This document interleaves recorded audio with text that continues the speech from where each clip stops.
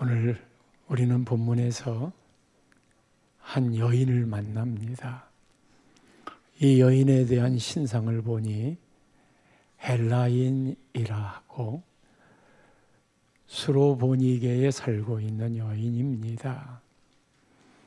이 두 말의 공통점은 유대가 아닌 이방인이라는 뜻입니다. 동일한 본문 마태복음에는 이 여인을 가나안 여인이라 칭했지요. 유대인이 아닌 이방인, 그들이 갖고 있는 인생사에 유대인으로부터 무시당한 삶을 그들은 잘 알고 있습니다. 우리가 이미 나병 환자 10명이 예수님에게로부터 나음을 얻었잖아요. 그런데 그 중에 한 사람만 예수님 앞에 와서 엎드려 감사를 표현했어요. 그 사람이 누구지요? 사마리아인. 선택받은 자 유대인은 그런 감사가 나타나지 않는데 그들이 갖고 있는 선민이라는 기득권, 이거는 나는 당연히 그런 걸 받는 사람이야. 그래서 그런 게 없으면 왜 이러는 거지요? 하고 섭섭한 마음들이 찾아오게 되지요. 따라서 이스라엘의 선민의식은 높은 마음의 스탠스를 자기가 갖고 있어요. 이거를 다른 말로 교만이라고 표현하지만 이방인들의 눌린 마음은 부정적으로는 열등의식으로 가지만 낮은 마음의 스탠스가 있어요. 작은 것을 받아도 감사합니다 하는 감동이 그런 낮은 마음에서 일어나는 것이지요. 우리 모두 다 예수님을 믿고 하나님을 믿는 믿음의 사람들이잖아요. 근데 하나님을 같이 믿는데도 불구하고 앞쪽에 선민의식 같은 기득권의 생각, 높은 마음에 당연하다고 생각하는 이 믿음에 나타나는 형태는 종교가 됩니다. 반면에 눌린 마음이지만 이것이 낮은 마음이 돼요. 작은 것이라도 나 같은 사람에게 그렇게 잘해주네. 이건 자기 인생을 행복하게 만드는 한 요소가 되는데 그렇게 그 마음으로 신앙하는 게 신앙의 마음이에요. 오늘 본문 바로 앞부분에는 종교인들이 등장합니다.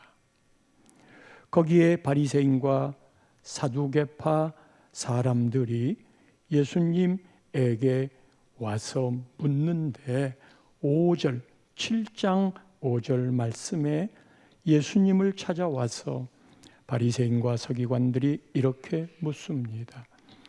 어찌하여 당신의 제자들은 장로들의 전통을 준행하지 아니하고 부정한 손으로 떡을 먹나이까? 여러분, 떡을 먹을 때 정결하게 손을 씻고 먹도록 율법은 규정하고 있는 바 두 가지 의미가 있지요. 하나는 위생적으로 손을 씻고 먹으라. 또 하나는 하나님 앞에서 행하는 모든 일은 그렇게 정결한 마음으로 하도록 정결법을 이야기했어요. 근데 때로는 손을 씻고 먹지 못할 여건들이 될 수 있을 때도 있는데 그때 이 바리새인과 서기관들이 이 정결법을 가지고 나온 거예요. 당신의 제자들은 왜 손을 씻지 않고 먹습니까? 종교인들의 안목은 이런 지적을 잘 합니다. 우리는 지킨다 이거지요. 당신들은 안 지키네. 그렇기 때문에 나는 의인이 되고 그대는 죄인이 되는 그런 것들을 끌어내어서 질문을, 그리고 그 결과는 정죄를 하게 되는 거지요. 예수님이 이 모습을 보고 7장 15절 16절에 이렇게 이야기합니다. 무엇이든지 밖에서 사람에게로 들어가는 것은 능히 사람을 더럽게 하지 못하되 먹는 게 더러운 게 아니다. 안 씻고 먹는다고 더러운 게 아니다. 16절 말씀에 그것이 사람 안에서 나오는 것이 사람을 더럽게 하는 것이니라. 본질을 예수님이 이야기하고 있잖아요. 너희들이 지금 그렇게 안 했다고 사람을 정죄하잖아. 그것이 종교인인 거예요. 이 종교인의 삶이 이어지면 그 맞는 것 같아요. 틀리지 않아요. 그런데 그렇게 신앙생활을 하는 사람을 보면 얼굴에 여유가 없습니다. 경건한 것 같기는 한데 배려나 온화함들이 없어요.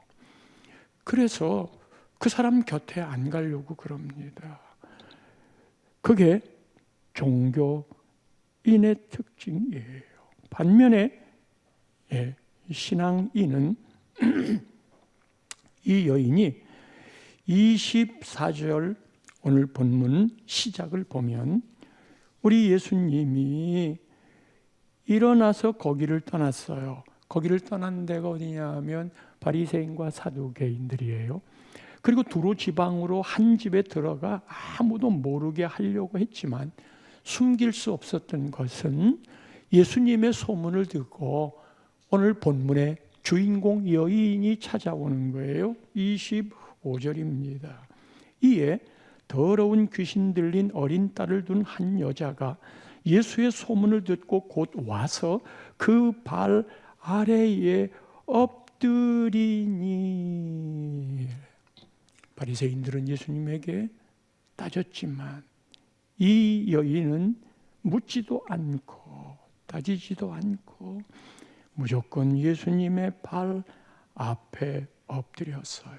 사랑하는 성도 여러분, 우리 예수님이 떠났던 부류들이 어디지요? 이게 바리새인 서기관들이에요. 그들은 종교에 대해 철저했고 말씀에 대해서 분명하였고 그들만큼 하나님을 잘 아는 사람이 없었고 그들만큼 철저하게 11조를 나달까지 세어서 하는 사람이 없었고 그리고 시간을 정해놓고 기도하고 금식도 했던 정말 경건한 사람들이었지만 예수님은 그들을 떠나갑니다. 말하자면 예수님은 종교인을 떠납니다.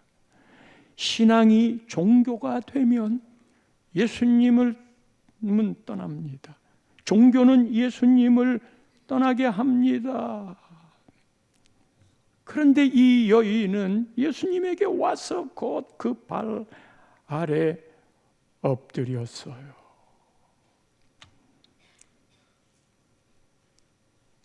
바리새인들은 정결법을 따졌지만 이 여인은 예수님 앞에 영적인 문제를 꺼냈어요. 그게 귀신 들린 어린 딸을 둔 한 여자. 그녀에게 딸이 있어요. 근데 이 딸이 귀신이 들렸네. 그런데 그 귀신이 더러운 귀신이에요. 왜 여기 더러운이라는 말을 썼을까? 그 앞에 종교인들이 말하는 정결을 이야기하고 있거든요. 그것과 대비가 되는 게 더러운 이거든요. 귀신 들린 이 어린 딸. 그런데 요 말만 보면 이 수로보니게 여인의 딸이 귀신 들렸다라는 걸 안 건 이것을 기록한 마가가 아는 것일까요? 아니면 그 어머니가 알고 있는 것일까요? 25절까지는 그 답이 나오지 않지만 26절로 넘어가면 귀신 들렸다는 걸 누가 정의하느냐 하면 그 여자는 헬라인이고 수로보니게 족속인데 자기 딸에게서 귀신 쫓아내 주시기를 간구하거늘 예수님께 납작 엎드렸던 이유는 그녀에게 절절한 문제가 있었으니 딸의 귀신 들림 때문입니다.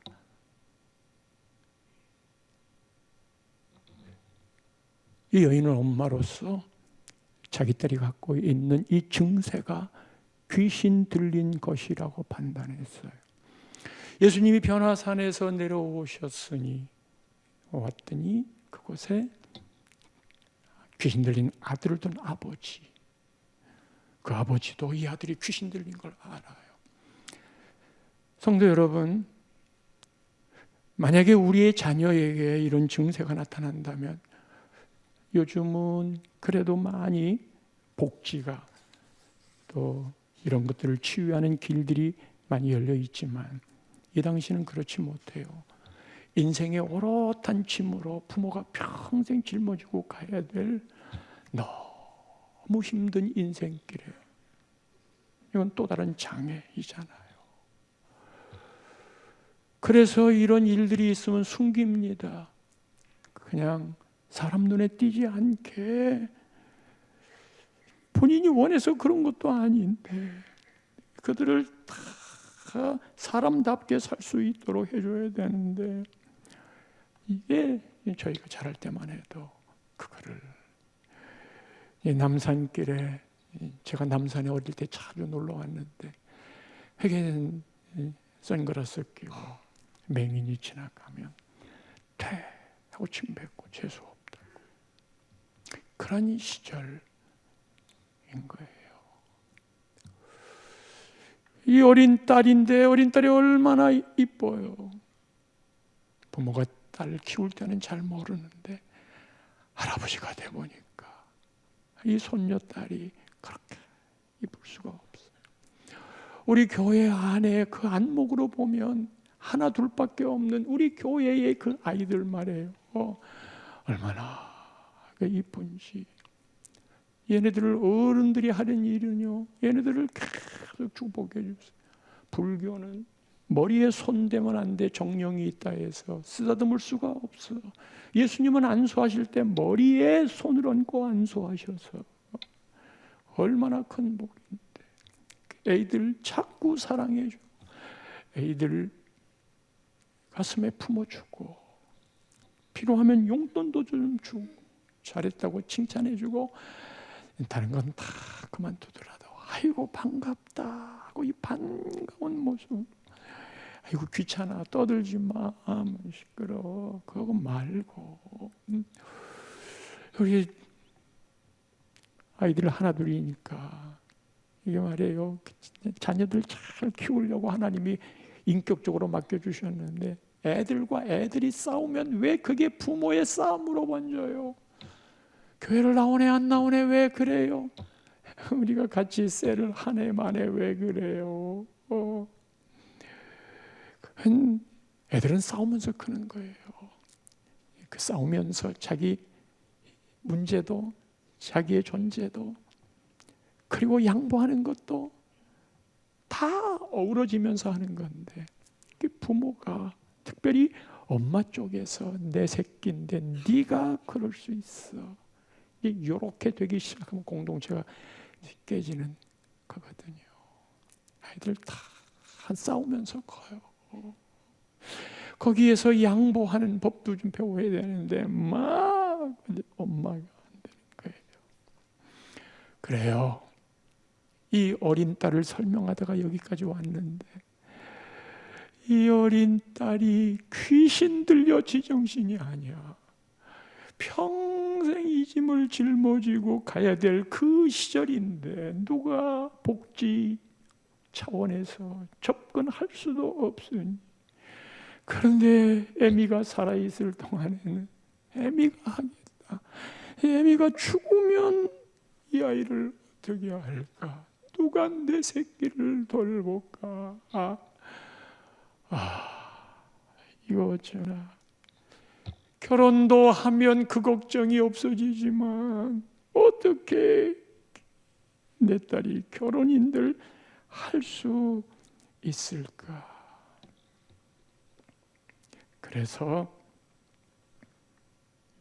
자기 딸이 귀신을 고쳐줄 수 있는 건 귀신을 쫓아내고 약한 자를 고쳐주었던 예수님 소문을 듣고 예수님 앞에 나온 거예요. 성도 여러분, 우리네 삶에 여러 가지 어려운 일들이 나를 짓눌러 산을 넘으면 강이 나타나고, 그럴 때 왜 예수 믿는 나에게 이래요? 이런 한탄 섞인 신음소리가 나오잖아요. 그런데 여러분, 그때가 은혜 받을 때인 거 모르세요? 종교인들은 자기 딸을 감춰놔요. 그리고 나는 아닌 것처럼 예수님에게 왜 안 씻고 먹는 겁니까?를 이야기해요. 이 여인은 예수님 앞에 그대로 와서 자기 딸이 귀신 들렸으니 낫게 해달라고, 이 영적인 정체를 알고 영적인 접근을 하는 이 여인을 보십시오. 이게 신앙인입니다. 종교인은 영적 접근을 하지 않습니다. 종교인의 형태를 보면 무언가 불만이야. 같은 공동체 안에 있는데도 누군가 그 사람을 향하여 그런 불만이 어떻게 표출돼요? 너 왜 인사 안 하는 거야? 나를 무시하나? 아니 쟤는 왜 이렇게 잘난 척을 해? 그리고 같이 모여서 온 지도 얼마 안 되는 게 되게 잘난 척하네. 우리 나눔의 교회 말고요. 종교인의 특징이 회의하다가 법을 지켰나 안 지켰나? 법을 지켜야지요. 그런데 그것만 붙잡고 그것을 넘어서서 생명을 살리는 그 일들을 생각하지 않고 지켰나 안 지켰나? 너는 회의할 때 꼭 내 의견을 반대하더라. 내가 가만히 있나 봐라. 너 그게 다 교회 일이고 하나님 일인데도 불구하고 그렇게 되면 남에 대하여 부정적인 이야기들이 흘러가는 거예요. 그의 얼굴에 웃음기가 있을까? 그의 얼굴에 배려가 있을까? 그리고 여유 있는 모습이 될까?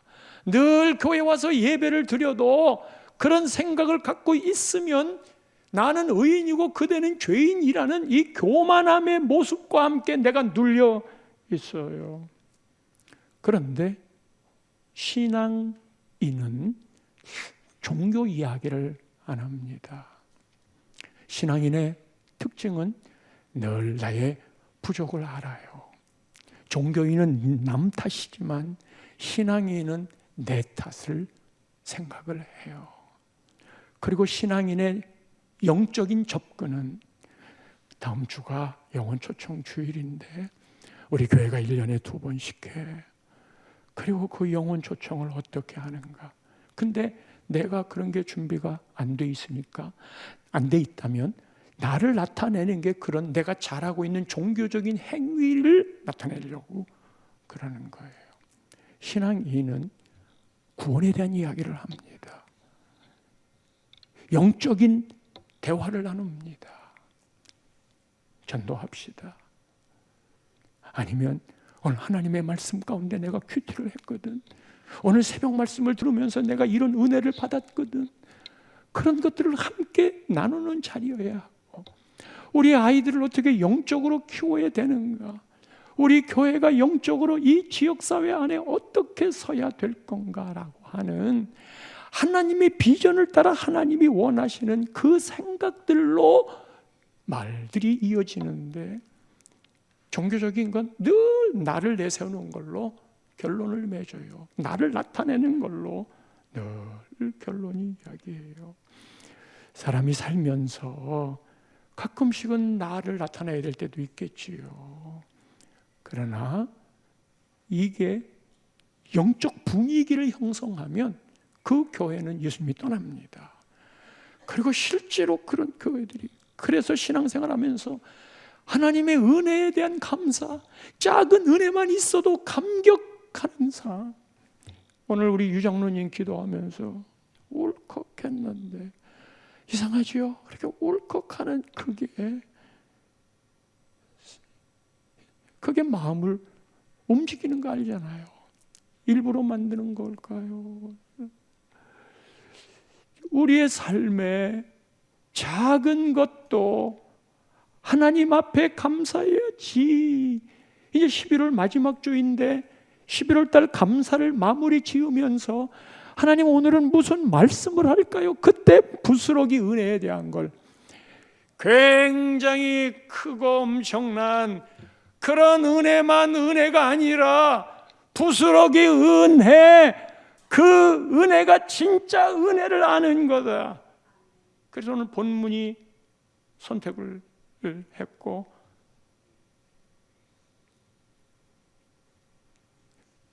그런 부스러기 은혜가 어떤 거냐? 그러지 않으면 일단 무슨 부스러기, 나는 선민인데 하나님이 더 큰 거를 줘야지. 그래서 작은 일에 감사하는 것들을 잊어버리는 거예요. 하나님 이야기를 하고 은혜에 대한 이야기를 하고 종교인의 이야기만 들으면 눌림이 되고 끝나고 나면 기분이 안 좋아요. 자기는 뭐 열심히 뭔가를 했다고 얘기하지만 듣고 난 다음에는 마음이 편하질 않아. 그런데 자기의 부족을 이야기하는 건데도 불구하고 어떤 데는 죄 지은 이야기임에도 불구하고 거기에 하나님이 막 돋보이는 거예요. 그리고 듣고 나면 의욕이 생겨요. 듣고 나면 용서할 마음이 생겨요. 용기가 나와요. 이 여인은 이방인인데다가 게다가 여자예요. 그런데다가 귀신 들린 어린 딸, 이게 엎드릴 수밖에 없도록 만들었지요. 여러분들의 삶에 어떤 일이 있더라도 그것이 엎드릴 수 있는 계기를 만든다면 그 삶은 저주가 아니고 축복입니다. 간절히 간구를 했어요. 내 딸이 귀신 들렸습니다. 정신병적인 게 아니에요. 귀신 들린 거예요. 그 예수님이 그 말을 듣고 의외의 대답을 해. 27절 말씀에 예수님이 야, 자녀로 먼저 배불리 먹게 할지니 자녀의 떡을 취하여 개들에게 던짐이 마땅치 아니하니라. 어머나, 이 말에 누가 아멘 하겠어? 내가 그 말을 듣는다면, 여기서 말하는 자녀는 유대인들을 말해요. 하나님의 자녀지요. 그리고 하나님이 얼마나 사랑하는데 먼저 유대인부터 배불리 먹게 해야지. 자녀의 떡을 취해 개들에게, 이 개가 이방인을 지칭하는 거거든요. 개들에게 던짐이 마땅치 아니해 하고 개 취급을 했어요. 이럴 때 얼마나 자존심 상합니까? 신앙생활에 이런 때들이 찾아왔을 거고 찾아옵니다. 이게 뭐예요? 야, 나를 무시하네, 한마디로. 그때 찾아오는 게 섭섭한 마음이에요. 언제나 여러분 신앙의 성숙을 가려면 섭섭한 마음이 드는 게 끝없이 찾아와요. 섭섭한 마음. 이게 섭섭마귀라고 그래요. 마귀가 하는 일이에요. 지금 이 시간 섭섭하게 한 사람이 떠올라요. 섭섭하게 대접받은 게 떠올라요. 하나님, 내려놓을게요. 이게 말씀의 변화를 일으키는 요소들이거든요. 우리가 예수님이 어떻게 개 취급을 해? 이런 생각을 할 수 있지만, 우리가 나그네들을 보면, 제3세계의 사람들을 보면, 우리나라에 와서 어느덧 우리나라가 기회의 땅이 되었는데 그 사람들을 어떻게 대하세요? 옆에 가면 막 냄새도 나고, 옛날에 우리가 김치 냄새, 마늘 냄새 난다고 사람들이 고개를 휘둘렀는데, 외국에서 그 사람들 냄새 나지, 얼굴빛도 그렇지, 그리고 허술한 데 살지, 그리고 어떻게 하든지 꾸준히 일 해가면서 돈 벌려고 하는 그 사람들을 우리가 좀 잘 산다고 깔보고야 하나요? 그들에게 그런 마음으로 바라보는 우리를 보고 개 취급하네, 이 생각 안 하겠어요? 예수님이 개 취급했다는 거, 이거를 그럴 수가 있어 생각하지 말고, 나도 내가 무시하는 사람을 개 취급하고 있어. 늘 이런 이해가 안 되는 부분을 설정해 놓는 건, 그건 언제나 우리를 향한 이야기예요. 그래서 너는 이라는 거죠. 이 여인이 이 말을 듣고 자존심이 상해서, 아이씨, 다른 사람이면 몰라도 예수님이 그런 말을 할 수 있어? 내가 번지수를 잘못 찾았어. 아이씨, 안 고쳐도 좋아. 내가 굶어 죽어도 좋아. 자존심 상하는 이 회사 나 안 다닐 거야. 그래서 툭 던져버리고, 나의 영혼의 구원을 책임질 교회, 아니 교인들이 그럴 수 있어? 나만 왕따 시켜? 나 교회 안 나가. 안 나가는 건 자기지만, 자기 자유이지만 구원 못 받는 것처럼 말이야. 그런 감정을 갖고 있는 사람이 다른 교회 가면 새 삶을 찾을 것 같아요. 그런 게 있으면 해결을 해야 돼요. 자존심의 문제가 아니고, 이 자존심이 꺾여 내가 왜 교회에 왔는데, 이건 하나님 알고 하나님 만나고 믿음 생활 제대로 할 일 때문에 온 거야. 이 자존심 상하는 것을 발판 삼아 내가 더 멋진 믿음의 인격 장성한 분량의 그리스도인이 될 거야 하고, 이거를 그때 성령의 9번째 열매, 절제가 나오는 거예요. 그런데 그게 내 뜻대로 안 돼요. 성령을 의지해야만 4번째 열매인 오래 참음이나 마지막 열매인 절제가 이루어지는 것인지라. 자, 그러면 그거를 어떻게 이겨낼까? 지금 예수님이 나에게 개 취급을 했단 말이에요. 더더군다나 예수님 그럴 수 있어야 하고 확 뛰쳐나가고 싶지. 내 딸 안 고쳐도 돼. 저런 예수님이 고칠 수도 없겠지. 그런데 이 여인이 갖고 있는 자세, 그게 28절이에요. 이 말을 딱 듣자 여자가 대답하여 이르되, 주여, 올소이다마는 상 안의 개들도 아이들이 먹던 부스러기를 먹나이다. 할렐루야.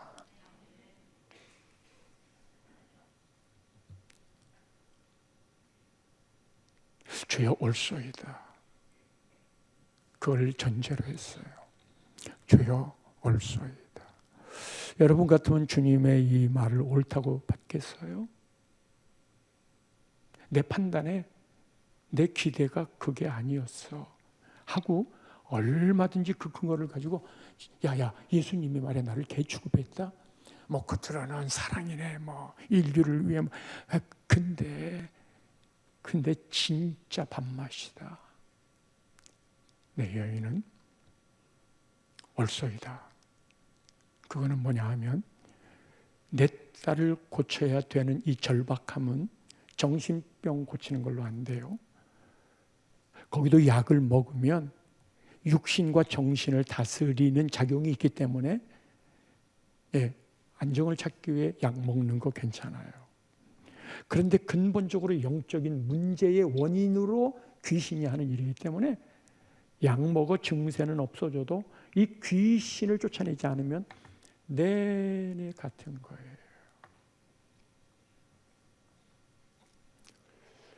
이 여인이 예수님을 찾아왔을 때는 내 딸을 고쳐줄 분이 예수님이야.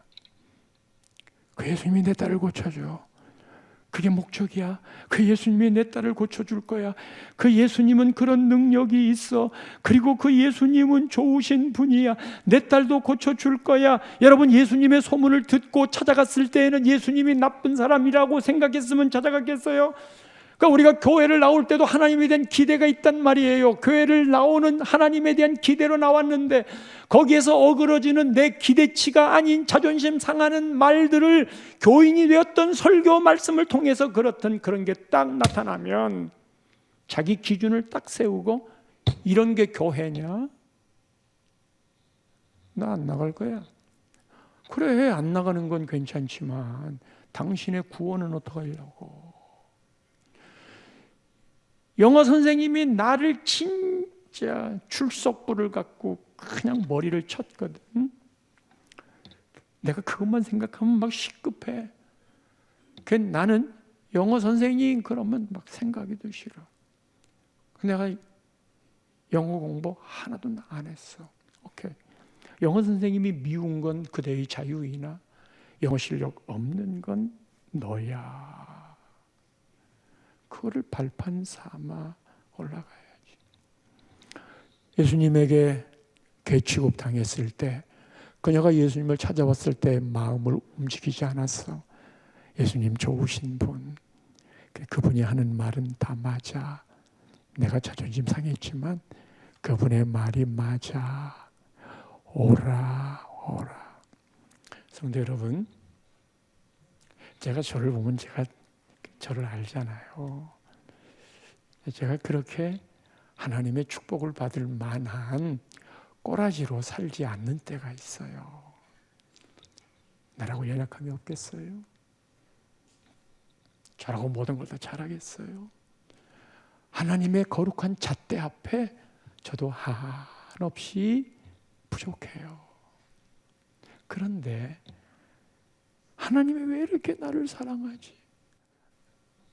하나님이 나를 왜 사랑하나? 그 진짜예요. 하나님이 나를 이렇게 사랑할 수가 없어. 그런데 내가 나를 보면 그런 여건이 아니란 말이야. 그래서 가끔은 물어봐요. 하나님, 제가 어디가 이쁜데 그래요? 그때 그래 물어볼 때마다 하나님이 하나씩 딱 지나가게 하는. 하나님이 딱 대답은 안 하시고 내가 어떤 생각이 딱 떠올라. 그게 뭐냐면 성령께서 바로 이거다 하고 말씀하시는 건데, 바로 이거다라고 말씀하는 게 뭐냐? 몇 개가 있어요. 저는 하나님을 알고 난 다음에 하나님이 하시는 일은 다 옳습니다.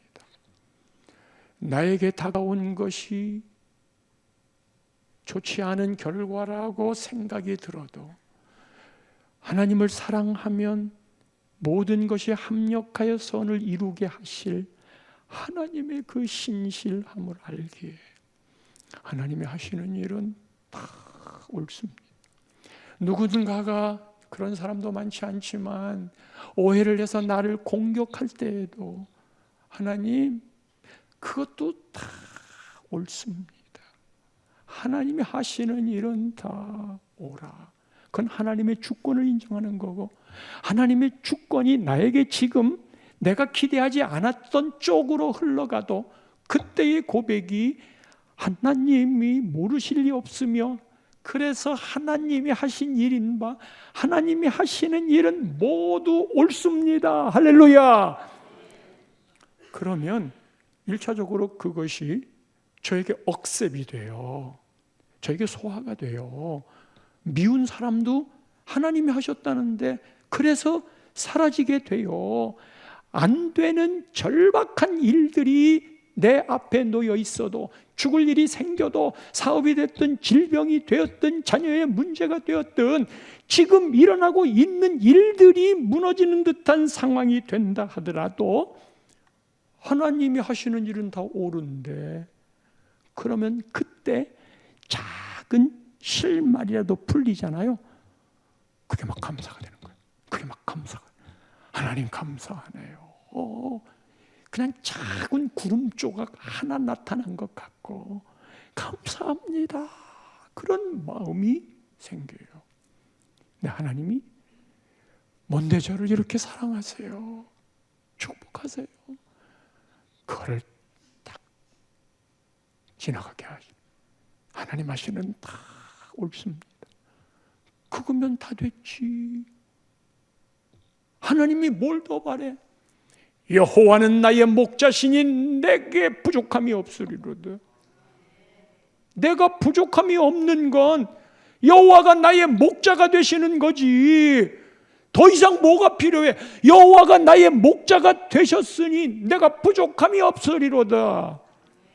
그걸 저는 믿습니다. 이 여인이 예수님 좋으신 분이야. 다른 사람이 뭐라고 이야기해도 설령 예수님이 심지어 그렇게 얘기해도 나는 예수님 하시는 일이 오라. 그리고 이 여인이 갖고 있는 또 하나의 마음이 있는데, 예수님이 개라는 말을 썼잖아요. 이 개가 두 종류가 있는데, 한 단어는 원문에 퀴나리온이라는 단어가 있고 또 하나는 퀴온이라는 단어가 있어요. 퀴나리온은 작은 개를 의미하며 주인이 있는 개예요. 이른바 우리에게는 애완견이라는 뜻이에요.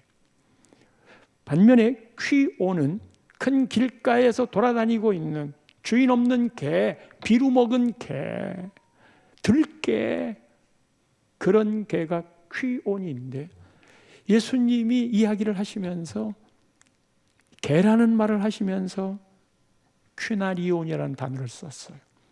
애완견이라는 이른바 그 단어를 썼어요. 이 여인에게는 퀴나리온이라고 하는 예수님이 말한 이 단어가 가슴에 팍 안긴 거예요. 애완견, 그럼 애완견도 자녀들의 상에 떨어지는 부스러기를 먹잖아. 부스러기를 먹는데 뭐. 그리고 애완견은 주인과 같이 살거든.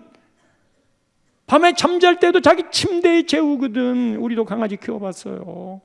같이 자요.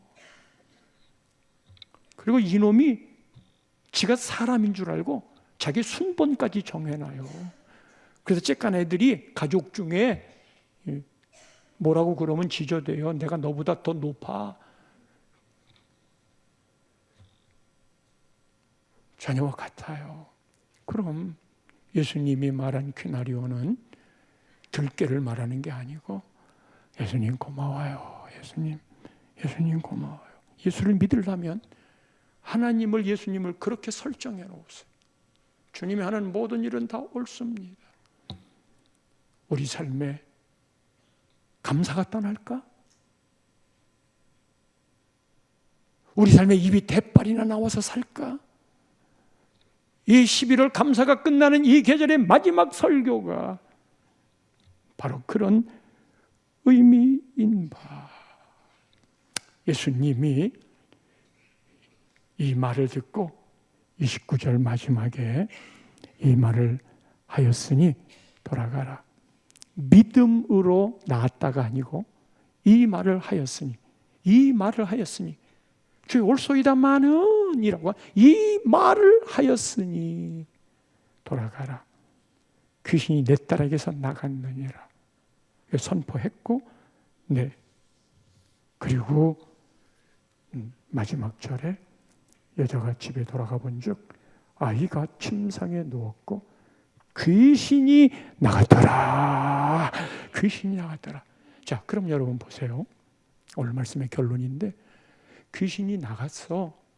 귀신이 나간 건 정신병 약으로 고칠 수 있어요? 의료진이 고칠 수 있어요? 근데 이 정신병 또 귀신까지 포함해 예수님이 계셨기 때문에 고친 겁니다. 예수님이 고치신 거야. 근데 예수님이 고치신 그 어간에는 이 여인이 한 말이 전부였어요. 그럼 예수님은 이 여인의 한 말에 나름의 감동이 되셨겠지만 여기에 중요한 영적 원리가 있어요.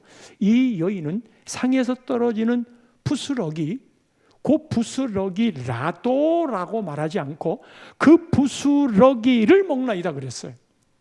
부스러기라도라고 하는 건 은혜 중에 조그만한 부스러기를 먹는 그런 의미인데 부스러기 자체를 이야기한 거예요. 그렇다면 이 부스러기라고 말하는 이 자체 속에 비밀이 들어있는데 민수기 30장 15절 말씀을 보면 이렇게 이야기합니다. 그러나 민수기 30장 15절입니다. 그의 남편이 들은 지 얼마 후에 그것을 무효하게 하면 그가 아내의 죄를 담당할 것이니라.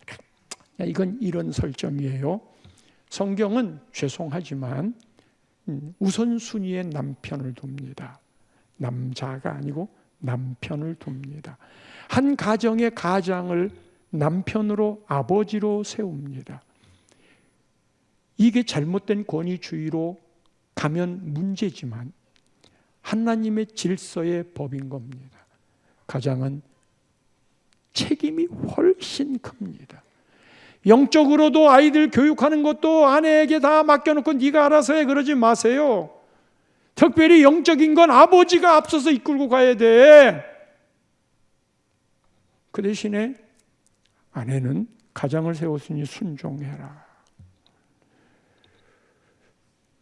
아버지와 딸의 관계, 남편과 아내의 관계를 설정해 놨는데 같은 설정이니까 남편과 아내에 대한 본문만 이야기할게요. 어느 날 딸도 그렇고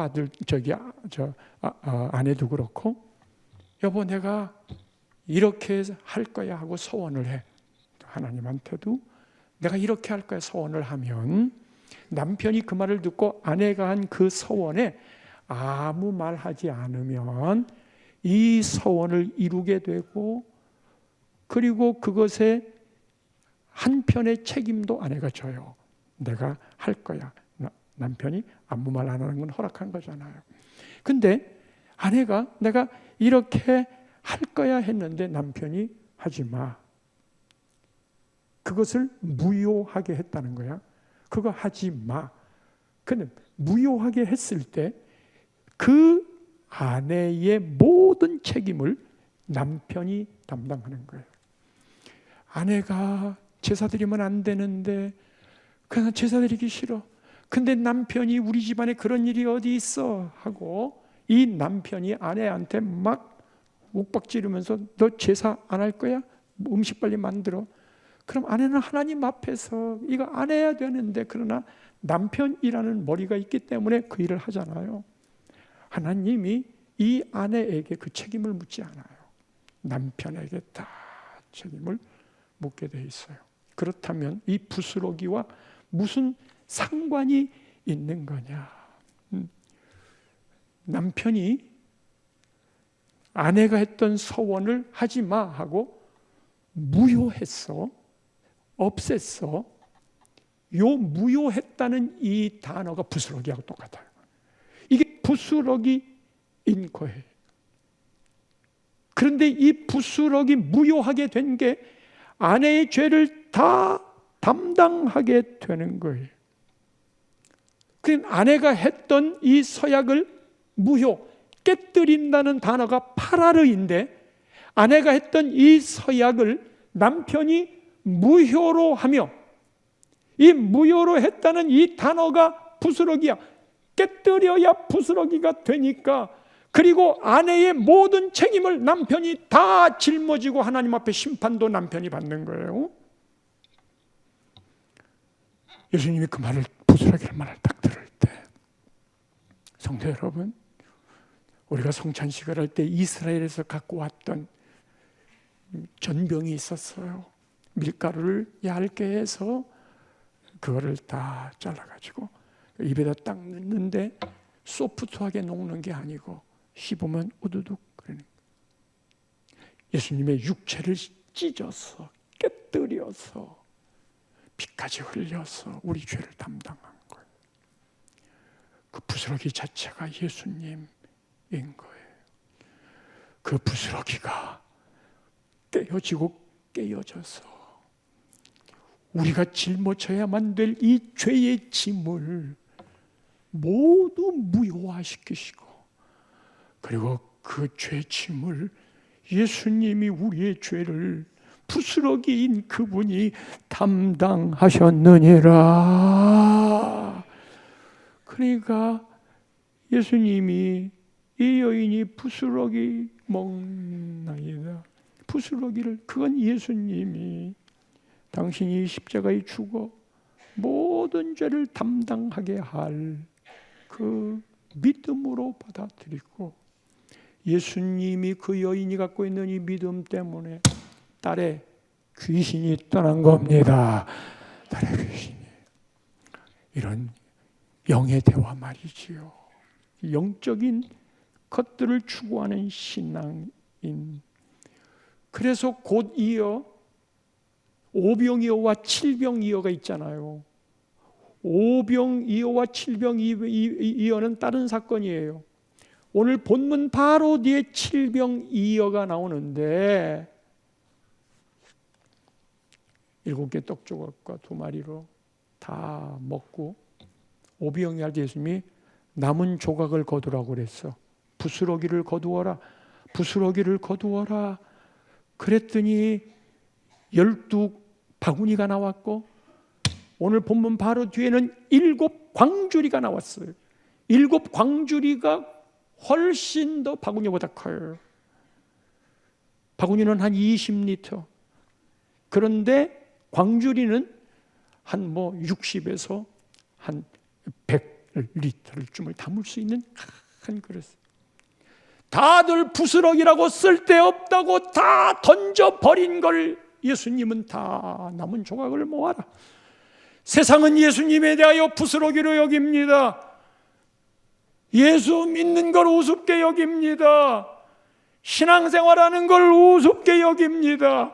우리가 그렇게 보여준 바의 결과로 나타날 수도 있지만, 사랑하는 성도 여러분, 예수님이 그런 대접을 받을 뿐입니까? 그 부스러기가 12바구니 7광주리로 배고자를 먹였듯 우리의 모든 죄를 다 담당하였듯 부스러기의 은혜가 얼마나 큰 건지, 그 시작이 우리의 구원이라면 우리는 평생토록 구원받은 그 자체로 하나님을 찬양하고 높이며 살아가야 할 일인 줄 믿습니다.